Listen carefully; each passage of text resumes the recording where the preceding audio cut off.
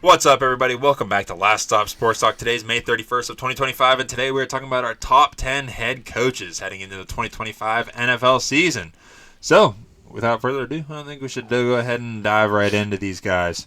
So, we're going to start with number 10. Mike Tomlin of the Pittsburgh Steelers. To me, personally, I think this feels a little disrespectful. Because how can you deny a guy that's won and has done it for a long time? I know why we can. It's because playoff wins and all that. I get it. But I think as far as whenever we talk about coaches, we obviously probably got to talk about how their team wins, because that's probably a head coach's main thing. And then we got to talk about the culture that they bring in. So between both of those, I think Mike T is one of the best guys just for simple culture and guys buying in. I think he's still one of the best there. And just consistent wins. I know it's not what us Steeler fans want, but to do that over and over again, I think is very impressive. Yeah, honestly, if I'm trying to win a Super Bowl this year, I'm not looking at Mike Tomlin as one of my top guys. I don't see him as someone that's going to be a real game changer in what he's been able to or not been able to do with this Steelers team. I mean, his defense is loaded with talent, and his offense just can never get going. He needs a good coordinator, and he'll take care of the defense. But nowadays in the NFL, I think that you need someone that's really going to scheme your guys open, because NFL defenses are getting so smart and so talented and so powerful. And Mike Tomlin just isn't going to provide that for a team. Like Cody said, he's going to provide a culture and a defense, and I do think that has its value, but I think that value is right on the fringe of top 10. Yeah, I think I'm a little bit lower on him. I had him down at 12 just because, I don't know, people get tired of the same old. But, like, standard is the standard. The Steelers' way. They're always going to be over 500. That's the Mike Tomlin way. And it is very impressive that he's done that with who he's had to put up with. The Duck Hodges, the Mason Rudolphs, the Kenny Pickett's, the Arthur Smiths, the Matt Canadas. All those terrible people on offense are people that he has still been able to win with. But I guess it kind of comes down to me. I'm kind of on the side of, being that we live near Pittsburgh, always, like, every offseason there is the talk, like, man, should they fire Mike Tomlin? And I'm kind of, I don't know if he should be fired, but I just want to see something different. Because at this point, it is on him that he is not picking better offensive coordinators, because that's his coaching staff. It's on him that the offense isn't working. Is he an offensive head coach? No. He's a defensive guy, but still, you got to eventually make the offense work. It's still impressive that he's able to win, get over 500 all these seasons, but fans are getting restless, and they want to see some kind of change, at least on the offensive side, some kind of explosiveness, because that's what the NFL is going to now. Whether you like it or not, it's not always 1950s football, run the ball. It doesn't always work like that anymore, but we'll see. He'll probably be over 500 this year, and he's probably going to be still hovering around top 10. He's still deserving of this. I think he's still deserving, mainly because, I can agree that sure we might want something different, but Mike Tomlin, as long as he is coaching there, that team is never going to fully implode like a New York Giants or a New York Jets or something like that. Or, sorry, New York, I just freaking roasted you guys, but or the Texans from 3-4 years ago. I mean, Mike Tomlin provides such a steady base and like such a culture and a standard, like he says, that the team's never going to fully implode. He's either going to cut bait on whoever he needs to or bring new guys in or something like that. But, yeah, I guess at this point, if we're talking about winning the Super Bowl this year, I guess I can agree with that. He's probably not the best option just because that's really not his thing. Hey, I mean, Mike Tomlin would say it himself. He would say, "We do not care." We do not care. Yeah. I love that about Mike T. He is great in interviews. Awesome. The big bulging eyes. He just says the most out-of-pocket things. Yeah. Love it. All right, let's move to our number 9 ranked head coach heading into 2025, Matt LaFleur of the Green Bay Packers. Yeah, I had Matt LaFleur the highest, up at number 5. I'm just a believer in the offense that he can create. Obviously, Shanahan guy. I know I'm a sucker for those guys. I always push them up the rankings. But the Packers seemingly every single year, especially since he's taken over, I can't remember a time where the Packers were bad, like not in the playoff race. And that's just super impressive that he can do this year after year after year with the insanely young receivers that he had, and now they're kind of growing up a little bit. But changing running backs, offensive line that is seemingly always good because they develop so well. I just think that Matt LaFleur is one of the best guys at creating offense in the league with whatever pieces you throw at him. So that's what always impresses me about Matt. He's like the opposite of Mike Tomlin. Mike Tomlin always has a great defense, terrible offense. Matt LaFleur can always build a hell of an offense, but they can never get the defense figured out. Right. Put these guys together, they'd be dangerous. Oh, yeah. But yeah, like you said, Matt LaFleur took a step back this year a little bit. Jordan Love struggled. I think that was mostly because this last season, Keenan says all the time, it was just a season of Kyle Shanahan's systems getting busted. Mm-hmm. Not in a good way. Yeah, not in a good way, no. They're getting blue-balled if we're going that direction. But defenses are figuring out how to stop them, and their creativity isn't working, and that's why their offense struggled. He could still run the ball. But yeah, that just kind of scared me a little bit, and that bumped most of the Shanahan systems down in my rankings. That's why I have LaFleur down at 8. Yeah, I agree with you there, Carson. I do see what Matt LaFleur's done over the years, and you can't really deny it. He does make magic out of seemingly limited things, so I completely agree with you there. But yeah, these Shanahan systems lately have been getting a little bit figured out, so it's a little bit worrisome, but you can't deny what he's been able to do over the years. Let's move to our number 8 ranked head coach heading into 2025. Dan Campbell of those Detroit Lions, MCDC himself, Motor City Dan Campbell. Hell yeah, brother. And I had this guy very high in my personal rankings. I had him at my number 4 head coach because if you need a coach to fire up the boys and completely buy in, and you want to go in right now, I don't know of many more guys that you would want than Dan Campbell himself. Just a true football guy. We all know him. We all love him. Tough, gritty. Bust your kneecaps off, brother. And just under all that, I think he's a super smart football mind. And obviously, all his guys love him. I mean, he has headed with GM Brad Holmes. He has headed this Lions complete turnaround and refresh and has been able to be dominant year after year after year. And there is no doubt in my mind the biggest thing for Dan Campbell is his guys all 100% buy in. And if you have that, I think you're already like many steps ahead of everyone else.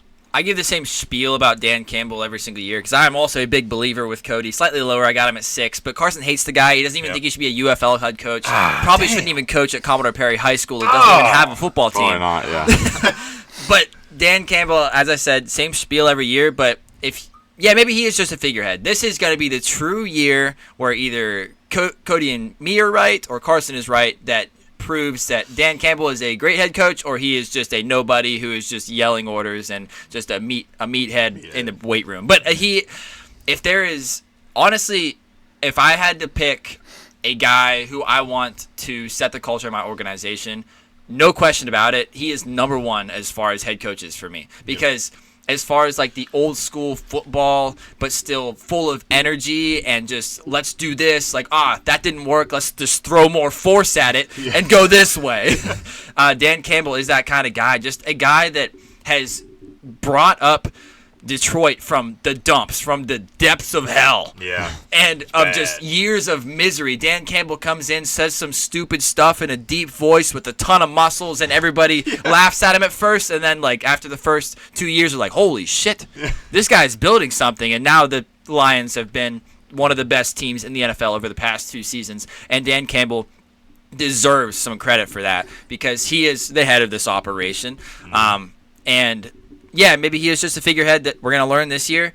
But as I said, I wouldn't want any other figurehead leading my organization than Dan Campbell. I also give the same spiel every year. Keen kind of gave it for me. I think Dan Campbell is just the figurehead, like Keen said, and I don't think he has anything to do with the actual operations of this offense and defense and plays. But I agree with you that if I were to choose someone to set the culture, and I know I have 2 great coordinators coming in, I'm definitely taking Dan Campbell. Set the culture, tough, strong, very, very drill sergeant-esque. But I don't think that... I don't know if many drill sergeants are doing burpees with the players. That's true. He's out there on the field doing up-downs. But I think that the Lions are going to struggle a little bit this year, especially offensively, because I'm a huge believer in Ben Johnson, as we're going to talk about later today. But Dan Campbell had, in one of his interviews, he showed that he had nothing to do with the offense. He had nothing to do with the creativity. The play that they threw it to Penei Sewell down the sideline, he said he didn't even know it was happening until he looked down the field, and he's like, why is Penei catching the ball? What the hell? This is awesome. And I love the guy, but as for winning a Super Bowl, I don't think he's going to provide anything to the offense, nothing to the defense. He's going to get you fired up, and that's about the extent. That's why I can only put him as high as 12, right above Mike Vrabel, who's kind of similar. D'Amico Ryan's former player. Dan Quinn, Mike Tomlin, these guys that are defensive head coaches and set a good culture. Dan Campbell's similar, but better culture, worse defense, I do believe. So I still love the guy. Don't get me wrong. He's the best culture setter in the NFL. The best, my favorite head coach to listen to and watch. But from a scheming standpoint, I think he leaves. He provides nothing. He's going to be a great WWE presence for the rest of his life. Yeah. He's very imagine. Pat McAfee-like. Yeah. Oh, my gosh. They're going to be the best of friends. That's awesome. All right, let's move to our next guy who's tied for 6. Sean Payton of the Denver Broncos, formerly of the New Orleans Saints, as we all know. Sean Payton, this guy just brings years and years and years of football knowledge, and he's so smart. He's up there with the top guys that just know football, know how to build a team. Like, we've all seen it with the Broncos. He's made us all fall in love with Sean Payton, fall in love all over again with all the guys he's brought into Denver. He's just so good at, I think, seeing ahead. Like, obviously, with the whole Russell Wilson thing, he's like, yeah, we need to cut bait and get out of there and move on, which is working out pretty well for them. And just all his years in the past of success that he had with Drew Brees and the Saints. And he's just one of these true football guys. He's not the rah-rah guy of Dan Campbell. He's not very loud. He doesn't talk a lot, which is fine. But I think this guy provides a different type of coaching here. And I think he's just very, very smart and often looked over because he's quiet. But his guys get behind him and play for him, and the guys he brings in seemingly always work out. We're all in love with Sean Payton here, and in the very start of our podcast, I once said that the Steelers' commitment to mediocrity is admirable. Sean Payton's commitment to excellence is also admirable. This guy, like Cody said, if you're not going to do something excellent for him, you're gone. Jerry Jeudy, best you can be is good. See you later. Russell Wilson, yeah, you're not the future. We can't win a Super Bowl with you. See you later. This guy isn't there to just piss around and go 500 every year like Mike Tomlin. Mike Tomlin's catching strays, but that's how it is. Yeah. Sean Payton he's either gonna win or die trying, and he really shows that the way he operates his team. And I love that so much because I cannot stand franchises like the Steelers right now that just commit to mediocrity. Because just going 500 every year, winning 10 games, whatever it may be, that's getting you nowhere. If you aren't winning Super Bowls, then what are you even pissing around for? You might as well rebuild, make around the Super Bowl, and that's exactly what Sean Payton's doing. Every rookie quarterback, I don't care who you are, needs some help. Jaden Daniels had Cliff Kingsbury to really, really help him out. Bo Nix had Sean Payton. You saw what Bo Nix could do with Sean Payton by his side. I think they have a bright future together. And Sean Payton kept cooking this year. He drafted some guys that I absolutely love, brought in some guys that Kean absolutely loves in Dre Greenlaw. Is Hufanga there too? Hufanga that Cody loves. This is like a crop head coach right here. Sean Payton he sleeps in and he's like behind the camera or something. He's the producer. Actually, he's the producer. He hears what we're saying and he puts it into action. Nobody embodies this podcast better than Sean Payton does. And if we're ranking our favorite head coaches not trying to win a Super Bowl, Dan Campbell and Sean Payton are 1 and 2 in some order. Yeah, for sure. Yeah, whenever you talk, I think the reason that we love both these guys, Dan Campbell as a person, as a culture, brings balls to an organization. Sean Payton, as far as the brain works behind the organization, that's where he brings the balls. He does the things that everybody else says you shouldn't do. Like, you're being a dick for firing that guy. You're like, you should never get rid of that guy. Your team's just gonna get worse. And then he's just like, he sits back and like in an evil, conniving, like mastermind kind of way, he just sits back and lets everything else do the talking. And then it works. And I don't know how this guy does it year after year, but we do love every single move that he makes, just like Carson just said. And Sean Payton, I'm always going to be a fan of, and seemingly every draft as well. He reads our minds, just like Carson said. And he kind of looks like Greg Biffle a little bit, too. A little bit Greg like the Biff. Biffle. Yeah, a little bit like the Biff. Yeah. But, I mean, he's definitely got the balls and the experience because can you imagine, like, walking into the Walton family, the owners of the Broncos, Walmart family, buku like amount of dollars. They just bought into the Broncos. They bought the Broncos. Bring in Sean Payton, new head coach, comes in and all that. I'm sure the conversations happened before he was hired, but then Sean Payton walks into them and is like, hey, we need to basically throw $80 million in the toilet to be able to win, and I need you to do that for me right now. And they're like, all right. Like, that's ballsy. And then obviously have it work out okay. So he's an impressive head coach. I love that. He just does everything that we say that is impulsive on this podcast. Like, hey, like this team should go, hey, you should go cut Marvin Harrison Jr. or whatever. Sean Payton, we don't say that. We don't actually say that. We don't actually say that. But, like, Sean Payton would be like, you know what? He probably listened to us. He's like, you know what? These guys are actually kind of right. Yeah. Pat Bryant's a top 10 wide receiver. All right. RJ Harvey's top 4. All right.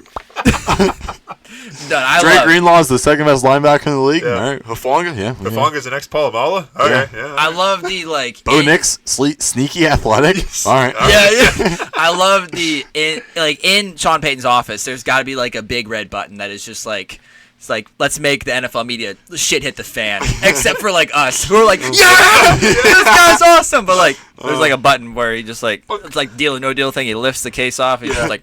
It's like the president. They say he has like the whatever button. Secret codes, Secret, like the launch codes. Yeah. That's Sean Payton. He's like, oh, we're gonna piss off the NFL media today.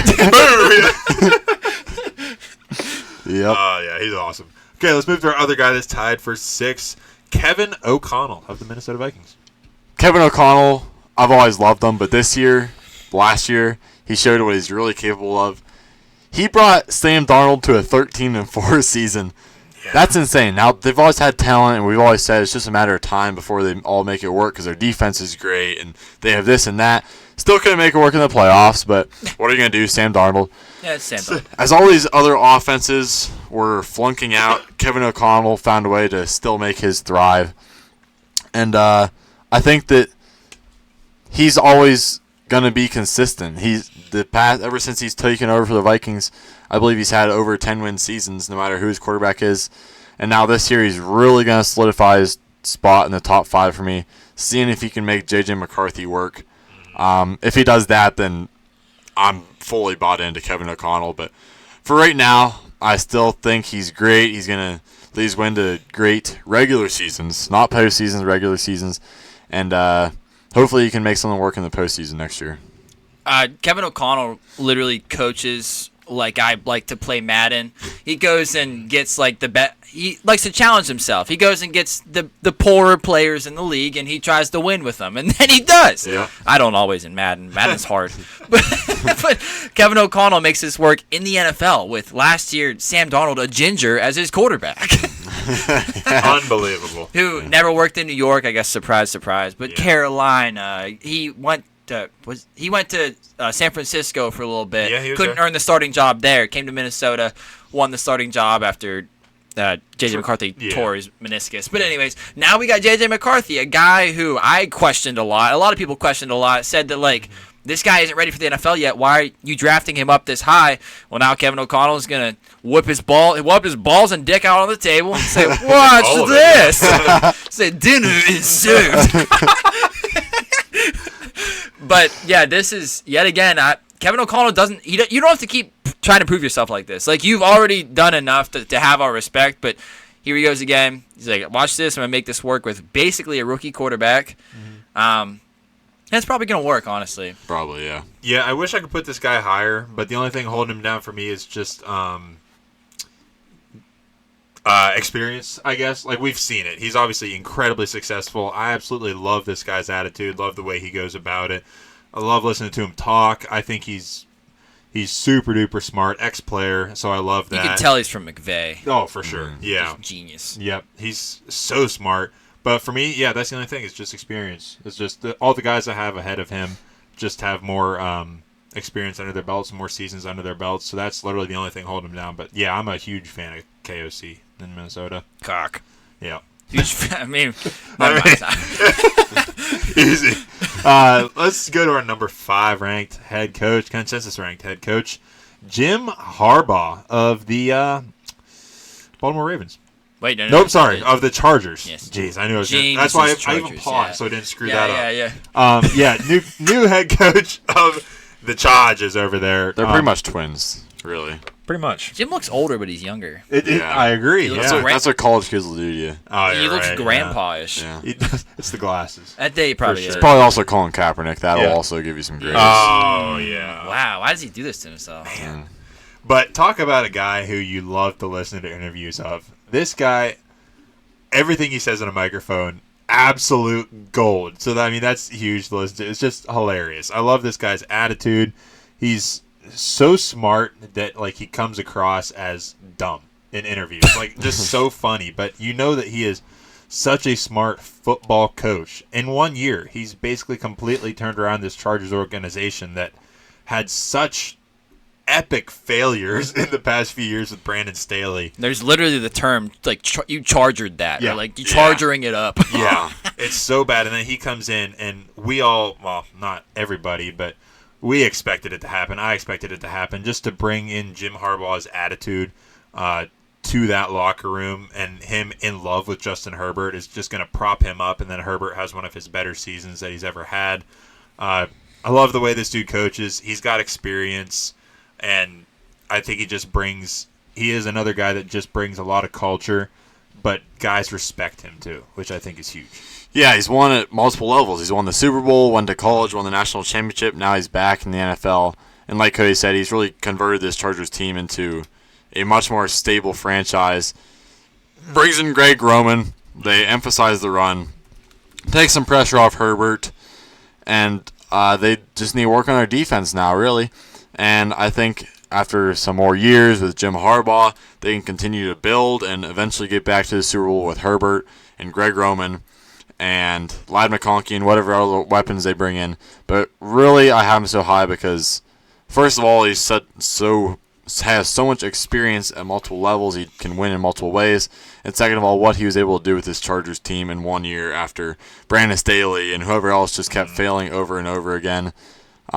I think that he's a top 5 head coach right now. Yeah. For the record, he did not win a Super Bowl. He made it to the Super Bowl, lost to his brother. That's right, Colin Kaepernick. Yeah, Yeah, that's right. Remember, Colin Kaepernick. Yeah. Yeah, looking old, yeah. Yeah.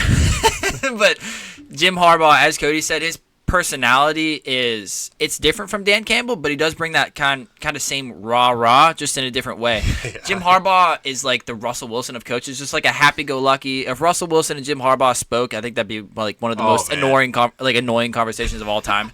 It's like, man, how are you? So positive. Yeah, so positive. How are the kids? Yeah. You tried that spinach dip last night? Man, fantastic spinach dip. Yeah. What is in this potato salad? It's so good. Yeah. I love the videos. I mean, all the videos of them, but even the videos of Jim Harbaugh freaking beating on Justin Herbert's shoulders. Yeah. It's like this dude just loves it, man. Yeah. He's like a guy who, I mean, I hated on him a little bit whenever he was hired because he's goofy. He's goofy, but he knows his stuff. Mm-hmm. He does know his stuff, and he brought this Chargers team that had not as much talent as their final record showed. He just propped them up, and he knows what he's doing. He brings in the right guys. He knows what he wants. He brought in his defensive coordinator, Jesse Minter from Michigan. He brought in Greg Roman, a guy who likes to run the ball, much like Jim Harbaugh likes to run the ball. And he just knows what he wants. He knows how to create offense. He knows how to lead or guide a defense and just guide a team to winning seasons. And he did that immediately in Los Angeles, so he has to be at least ranked somewhere around here. Top 5 is definitely deserving. Let's move to our number 4 consensus-ranked head coach, Kyle Shanahan of the 49ers. Yeah, my guy had a rough season last year. Looked pretty bad whenever you lost a ton of pieces. There's some dark times coming, or maybe they already came. So Like maybe some post-nut clarity coming actually. Maybe. For this upcoming season. They had to cut bait with a lot of guys because they had to pay Brock. You want to keep George Kittle. Debo didn't do anything last year. Brandon Ayuk didn't do anything last year, and then he got hurt again, right? Yep. Jeez. But you're paying all these guys. They're all getting older. You can see that your window's closing, and last year just wasn't good. They went 6-11, and the offense, as Carson said, as I've been saying, the Shanahan offenses have been where last year were bad. And I do expect that there is going to be a turnaround this year because these guys are super smart. The Sean McVays, Kevin O'Connell, Shanahan, LaFleur, McDaniel. All these guys are super smart innovators of the NFL, flashy NFL offenses that we see today. So I do expect that they're going to turn it around. And that's why I still have him ranked at number 3 in my rankings. It's just because I expect a turnaround because we've seen this guy's history. We've seen what he's been able to do with the last overall pick is his quarterback, who he turned into now one of the better quarterbacks in the league. We've seen him just turn a 5th-round tight end out of Iowa into one of the best tight ends of all time. We've seen him bring in Trent Williams, a guy who wasn't thought of as the number 1 left tackle in all of the NFL, turn into the best left tackle in the NFL at age like 35 or 36 or something. This guy just knows how to create offenses with every piece that he gets, and I do expect that it's going to be better for him this year. It really hurt me to rank him this high because I truly do believe that any top 3 head coach in the NFL will never have a 6-11 season, maybe even below 500, because if you're top 3 head coach, I think you should always make something work to get to 500, no matter who you have, like Mike Tomlin did with Duck Hodges. Yeah. You got to find something somewhere to win games, and Kyle Shanahan couldn't do that. But I still have him all the way up at number 3 out of just respect, and I know what he's capable of. It's hard when you have so many injuries all season long. Like every year. Yeah, like every year, and he was still able to make it work every year up until this last season. And I think that holds a lot of value because I still think he does have it, and also he got some leeway for me because all the Shanahan systems were really failing, and I think that shows that the system can be beat. It's not a impossible system to stop, and that was shown league-wide. Shanahan is just the father of that system, but I think he's still top 3, and he can still make it happen. He'll cook some more stuff up. He'll figure out another way to happen. He has a full off season to think about it. He's got healthy players coming back, and he knows what he has to work with now going into the season. So we'll see if he can get back to the Super Bowl, but his team is falling apart talent-wise. We'll see how homeless Kyle Shanahan looks coming into this next season. The more homeless he looks, the better. Yeah, the better. Exactly. Yeah. The shaggier hair, the more rougher beard. Yeah, rougher beard. That means he was in there cooking in his office, just drawing shit up. If he's all clean cut, you know it's bad. It's probably gonna be bad. He's trying to like compensate. He's like, I know I'm gonna lose. At least gotta look good. Yeah.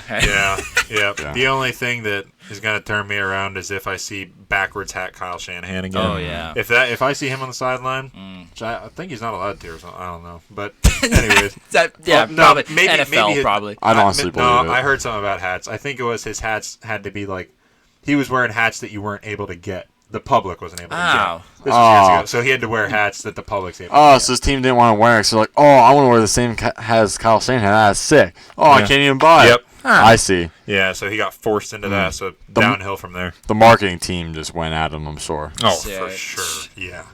I'm lower on him, though, just probably recency bias, but he just kept falling for me because all the guys ahead of him, like, I just want them to build me a team right now to win, but he does deserve respect. I completely agree. He can make a lot out of very little. We've seen that year over year. It's just, he's been very, very unfortunately plagued with a lot of injuries and tough circumstances with his teams over the past couple seasons specifically. So we'll see if he can get back up to 49er dominance that we've seen in the past.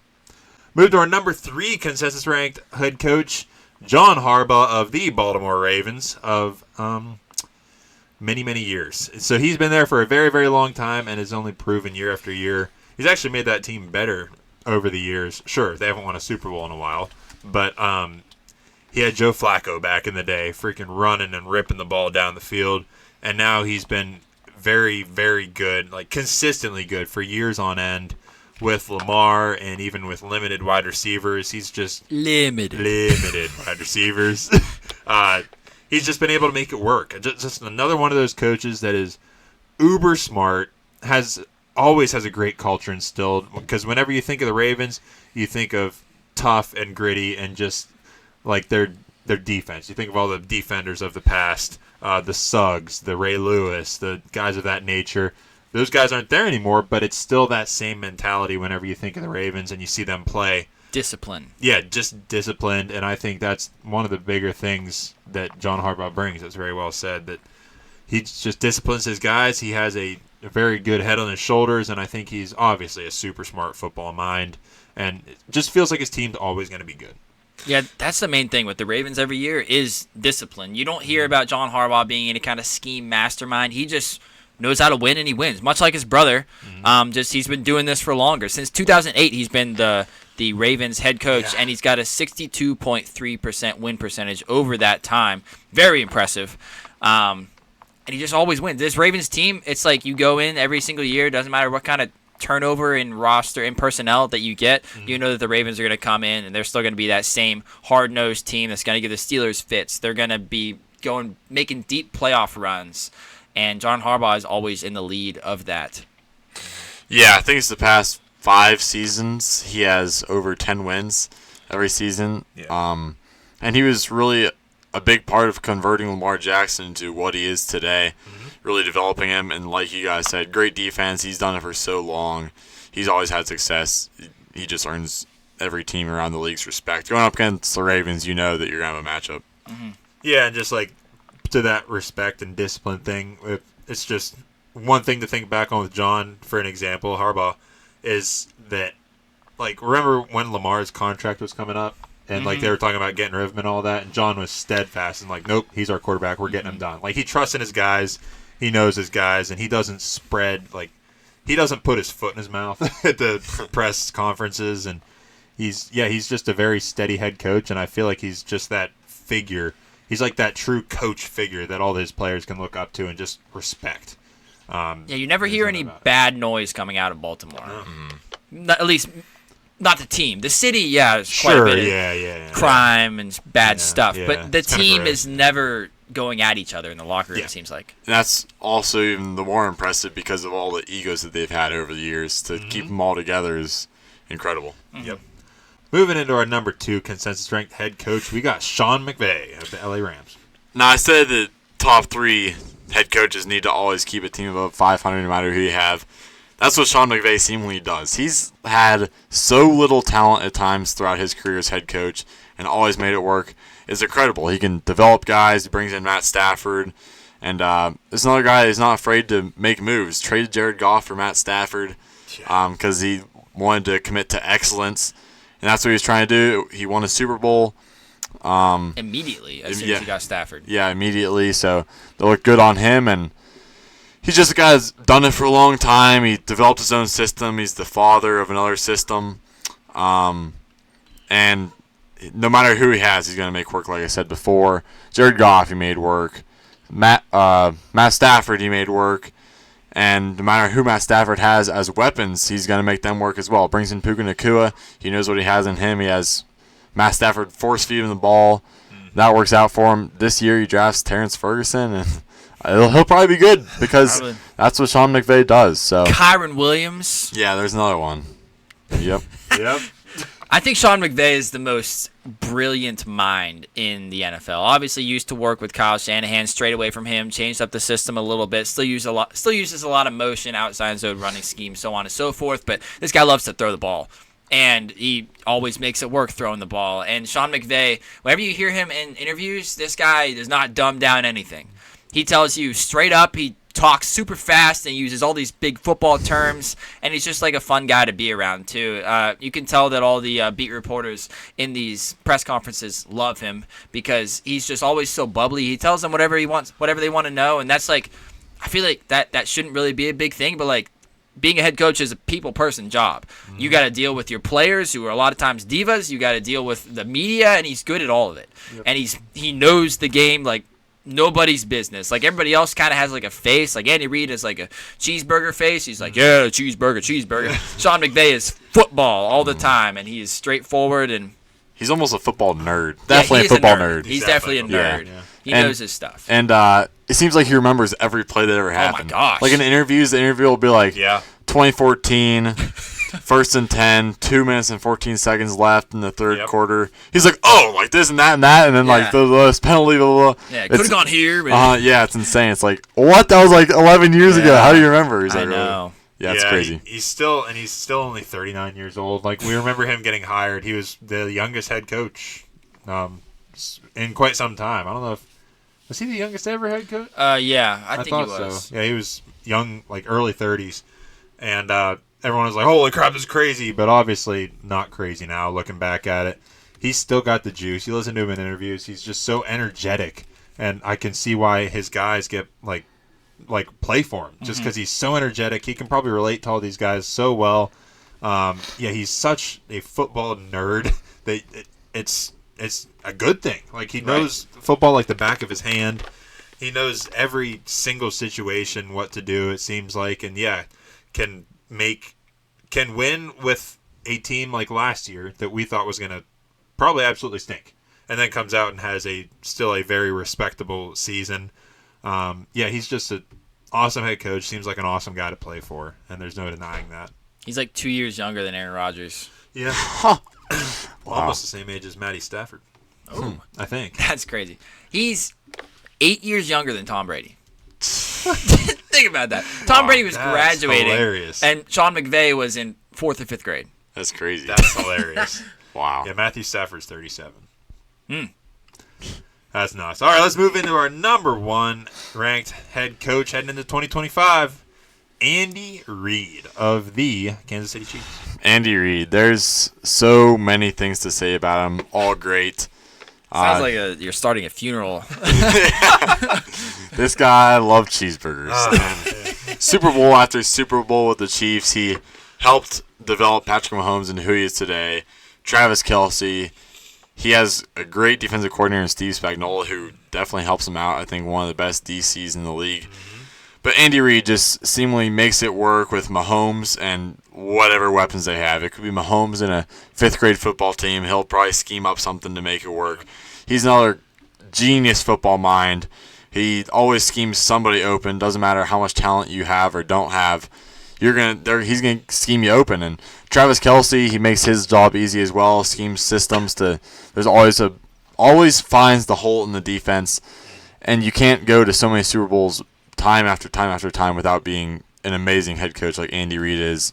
Similar to Bill Belichick, he's going to go down as one of the greatest head coaches of all time. Yeah, you can't, as Carson said, you can't argue with that. There's that one State Farm commercial where they're like mocking up some plays using chicken nuggets. I feel like they might actually do that. I feel like they might. Yeah. But Andy Reid, I mean, I don't know where the creativity comes from, whether it be Patrick Mahomes or himself, but you also just have to have a willingness and confidence in your players, the willingness to work with your players to make these plays work, and because they always do. And then he's just got the balls to go ahead and pull out another trick play right in the middle of the game in one of the biggest spots. And as you saw, like last year, they had a streak of like 17 one possession victories in a row, which I think is set an NFL record. And that's just a lot of that comes with coaching. Like, it's stressful. You got to handle time management. On top of that, he's calling the offense. Yep. You got to make sure that your defense, he's not calling the defense obviously, but you are the head coach of this team. You are the head of everything that goes on the field on game day, and then in preparation for game day too. So just the fact that he can just consistently go back to AFC Championship game and or Super Bowl, it deserves a whole lot of praise. Yeah, 100%. He's one of those coaches that you can credit him with like some involvement on either the offensive or defensive side, because obviously like you said, he's calling the plays. He's probably drawing up these plays with Mahomes and anyone else that's there. And because all due respect, Matt Nagy is our OC right now. No, he ain't doing. No, I don't think he does anything. Yeah, so that makes it all that much more impressive for Andy Reid. It's just he's entertaining in a way, just because we don't know what he's thinking or how he's thinking. Like some guys, you listen to Sean McVay talk, like we just talked about, you can tell he's uber football nerd, knows so much. He's the Energizer Buddy when he's talking. Listen to Andy Reid talk, and you're like, wow, this guy's just kind of like mellow, just kind of like does his thing. But obviously he's analyzing pickles on his burger. Yeah, like how many we got on here. But obviously he's a great football mind. He's that steady coach that I feel like you can go to with any question like that you have in the football game or in life if you need to, and he's just always going to have an answer, and has the balls to be creative and try other things that other coaches don't. Like, has the balls to do that, and has the confidence to do that, and has the confidence in his players to execute, which means that he runs practice well and plans it well. So it just does everything very well, and it's undeniable because of the Chiefs' success. Sure, they have good players, but like Mahomes wasn't a top prospect coming out of college. Like that's what it is. But he was able to make it work, and Travis Kelce wasn't some superstar. Like, he was good coming out of college, but he wasn't a superstar.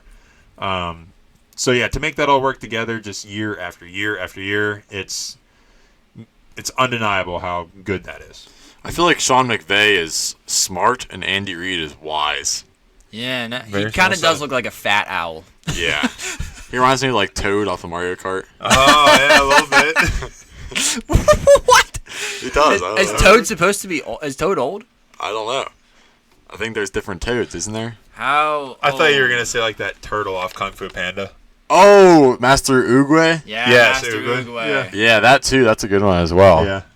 Okay, here we go. Well, I love AI. Toad's age in the Super Mario universe is not explicitly stated, but he made his debut in the video game Super Mario Bros. In 1985. Therefore, in 2023, he was 38 years old. Oh, wow. Okay. Yeah. Okay, see, not this Toad, actually. The Toad off of Mario Super Sluggers. Oh, is he old Toad?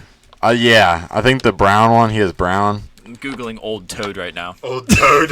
That didn't work. Where is it? Oh, this one. This guy right here. Toadsworth. Oh, Toadsworth. Yeah. Yeah. Toadsworth. It's the mustache. He reminds me of sure. Toadsworth. That's what it is, not Toad. My bad. What a comp. I love that. That's awesome. Yep. Toadsworth. That's awesome. It's perfect. All right, that wraps it up.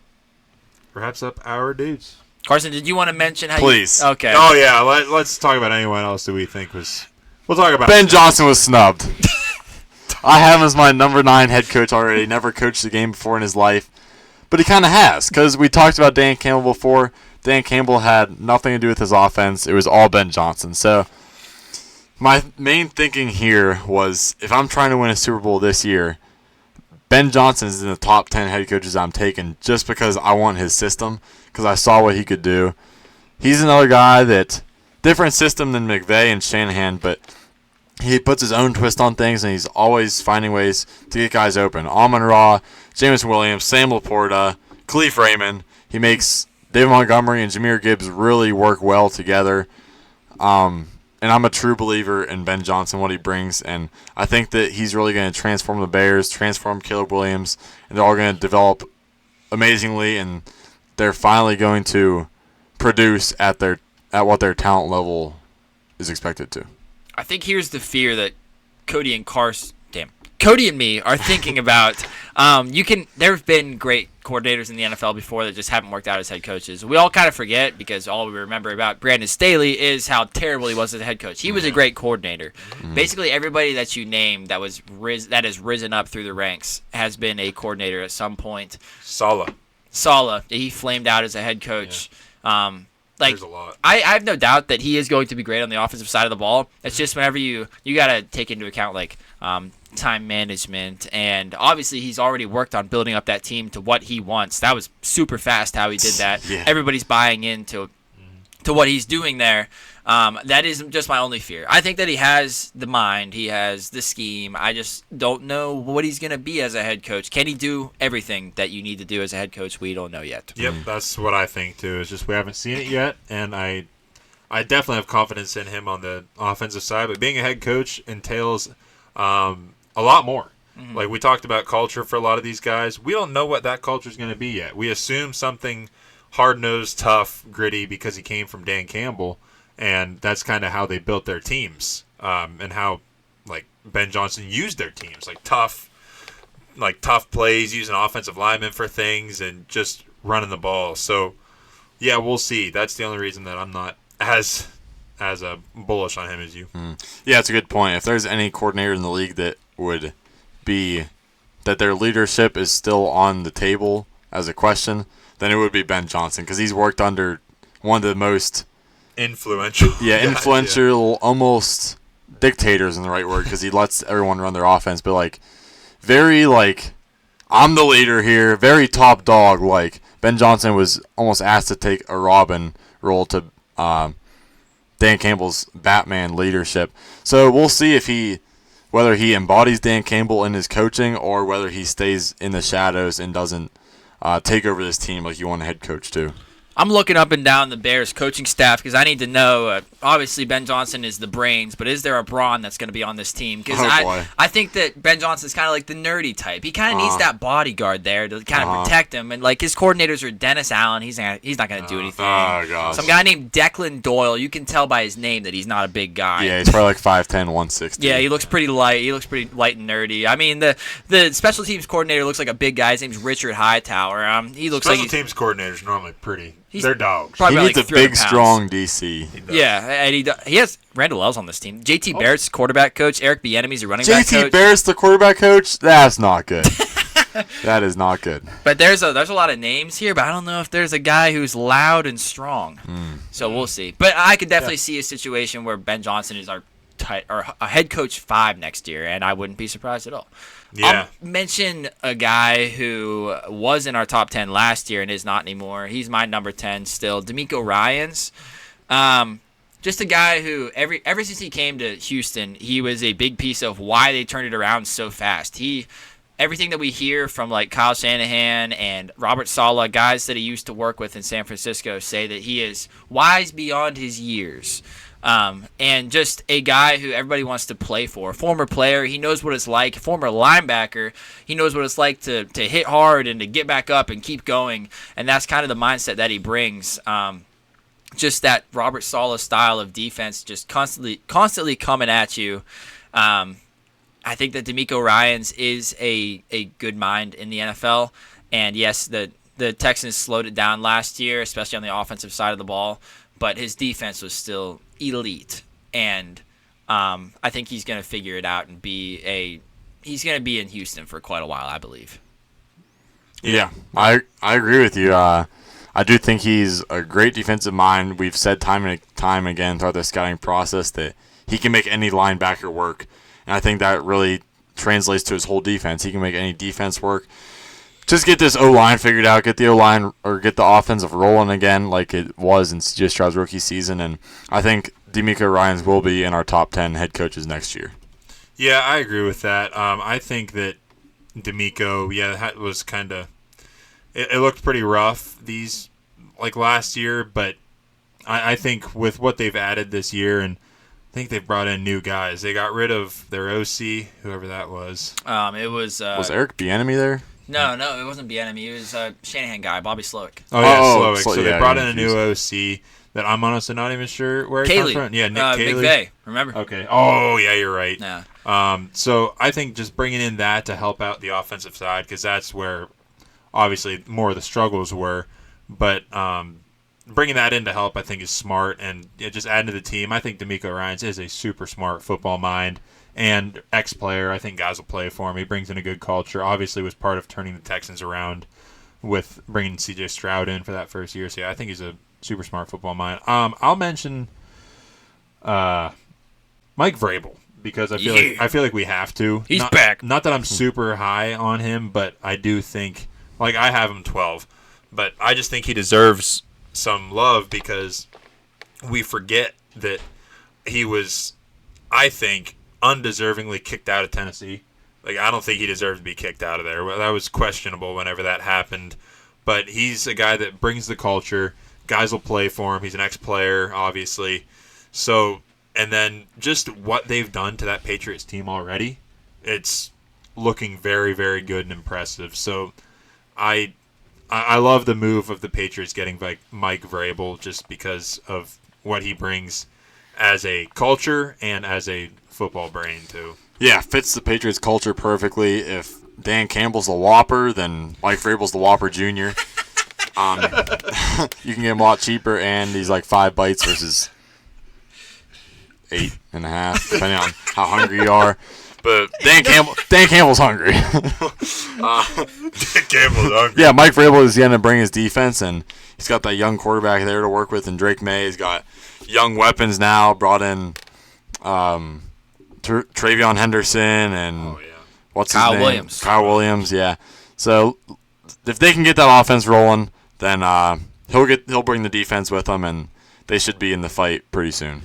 I love how Vrabel's automatically coming into just a lot of trust. He's the prodigal son is returning. Yes. Like, finally, our guy that we've wanted. We tried to go off-brand other former Patriots linebacker, Gerard Mayo. That didn't work. It's like, the guy that we actually want is available. I feel like he already has that trust with the organization. And whenever you see last time we saw that Vrabel had trust, he took the Titans to some really, really great seasons with Ryan Tannehill. Yeah. So I think that we could see a situation where Vrabel cracks into our top 10 next year, depending on how this season goes for the Patriots, because they could be better than people think. 100%. Completely off topic, but I think that Will Levis and Gerard Mayo should go pair up in the UFL to make the Mayo commercials even better. Oh, yes! Yeah, Mayo Game Day Be Delicious, Gerard Mayo and Will Levis. That would be awesome. Holy crap. Get them a stage. Get the, wow. They go to the UFL. They'd be the biggest thing to talk about there. So Mayo sales would be through the roof. Oh, my gosh, yeah. That is what the UFL needs. Just like Cletus McFarland is bringing fans to the NASCAR. They need Gerard Mayo and the Mayo King himself to bring fans to the UFL. Yeah. Mayo Game Day Be Delicious. Yep. Dude, then Hellman's needs to sponsor the UFL. Yeah. Yes. That would be an awesome team. Or maybe they just expand and they get their own team. That's what I'm thinking. Yeah. Like the Mayoniacs. Or just like the Hellmans or something. That's it. That good name. Hellmans. I wonder where they're headquartered out of. What, the UFL? No, Hellmans. Hellmans? If we're in Canada, we're golden. German. What about Dukes? I think Dukes Mayo is a U.S. Mayo company. They sponsor. Isn't there a Dukes Mayo Bowl in college? I'm pretty sure there is. There's a bowl for everything, though. Okay, well, the Hellman's U.S. headquarters is located at, I got the exact address here. Sweet. It's in New Jersey, Englewood Cliffs. We don't really need another New Jersey team. New Jersey. They're kind of Dukes is Virginia. Richmond. Richmond. Now we're talking. Okay, decent-sized city. Yeah. But the Richmond Dukes. Richmond Dukes? Oh! That sounds very English. It does. Yeah. The Richmond Dukes. Wow. Headquartered by... let's start off a UFL team. Or headed by Will Levis and Gerard Mayo. That'd be so funny whenever people go onto Wikipedia to look at how a team name came to be. It's like, this one's literally just about Mayo. Yeah. Built on Mayo. Just Foundation is soft. A couple of guys who love Mayo. That's it. Those would be some sick jerseys, though. Oh, man. Can you imagine? I might have to... man. They could be like the yellow and gold. Just the with yellow the and red number in the middle. Yeah. Yellow helmets. Yeah. They could get like the Mayo cream color, too. Yeah. Off-whites would be clean. Yeah, like Mayo color. I'm going to have to go into Team Builder on College Football 25 and make this team. The Richmond Dukes. The Richmond Dukes. Yeah, that's good. Oh, that's a good tangent. We always need a good We always need to get off-topic subject. Once an app. Free shipping on our website, too. If Wow. Yeah, if anybody wants shout it. out. Mayo. How about that? Can we get some Dukes sponsorship here? Dukes? That ain't bad. Mayo Game Day Be Delicious. Yeah. All right, that wraps up our... Sorry, I just got excited. Look at this colorway. Look at that colorway! Baby blue. If they want to dye it, they can go with the baby blue. It's dye it. It's like Chargers colors, but with black in there, too. In the UFL, that'd be sick. Imagine Imagine the off-white cream with the light blue and black. Yeah. Ooh. That's Damn. too clean. They can call it their diet uniforms, like they're light because it's Low light. cal? Yeah, low cal. Half the fat and calories of regular mayo. I think I'd like the logo to be a guy like just yoked out. Oh, I was thinking like a yoked out dude just trying to get the lid off a jar. Just muscles flexing like the veins popping. Just make the logo Will Levis trying to get Doing the, a split. Him doing a split. Oh, yeah. like the Fox News animations where they're just so jacked. Oh, yeah. Will Levis so jacked trying to get the mayo open. All right, think about it, UFL. We need it. Oh, they have mayo with a hint of lime. Oh, That sounds terrible. Green bottles. Come on, you gotta be Alternate kidding. jerseys are off the hook. Options are endless. Oh, that's so awesome. All right, now you can wrap it. I'm done. All right, yeah. That's awesome. Think about it, UFL. That wraps up our top 10 NFL head coaches heading into 2025. So let us know what you guys think, and go check out our other episodes. We've now done our top 10s for quarterbacks, wide receivers, running backs, tight ends, and head coaches. So check out all the apps. Let us know what you guys think, and thank you guys for watching. We appreciate you, and we'll catch you on the next episode.